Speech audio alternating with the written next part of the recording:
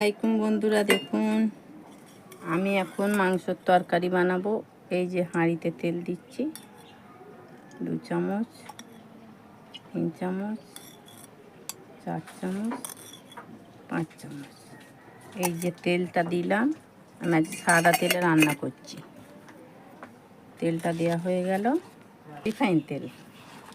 এই যে এবার পেঁয়াজ দিচ্ছি,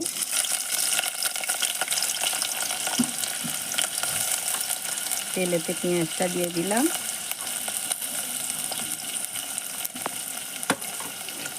এবার একটু নাড়বো।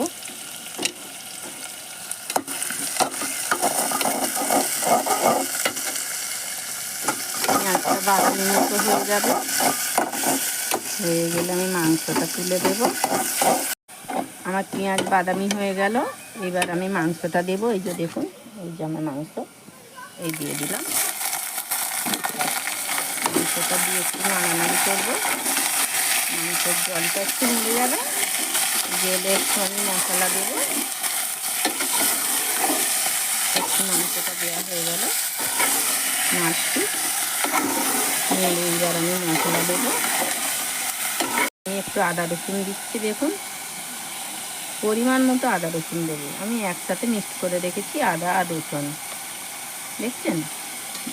পরিমাণ মতো দেবো।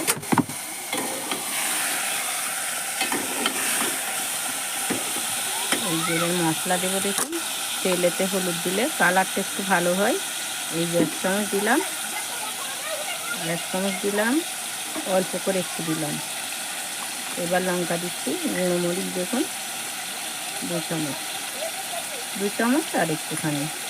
এবার আমি নুন দিচ্ছি, দেখুন এই যে নুনটা দিয়ে দিলাম। এবার একটু নাড়বো।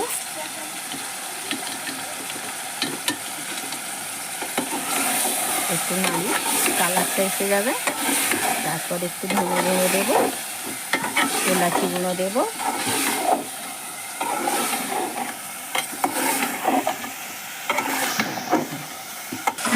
এই যে এলাচের গুঁড়ো দিচ্ছি 1 চামচ, এই 2 চামচ। এই ধনে গুঁড়ো দিচ্ছি, এই যে 1 চামচ, 2 চামচ। এই আমার মশলা দেওয়া হয়ে গেল। এইবারে আমি একটু নাড়বো, অনেকক্ষণ থেকে নাড়তে হবে বন্ধুরা, তবেই টেস্টি হবে। যখন দেখবো ওই জলটা মরে গেছে, তখন আমি খুন্তিতে তেল ছেড়ে দেবে, তখন আমি পরিমাণ মতো জল দিয়ে দেবো। এই যে আমি নাড়ছি, নাড়া হয়ে গেল আমার। এই খুন্তিতে তেল ছেড়ে দিয়েছে, একটু সেন্ট ছেড়েছে। এবার আমি পরিমাণ মতো জল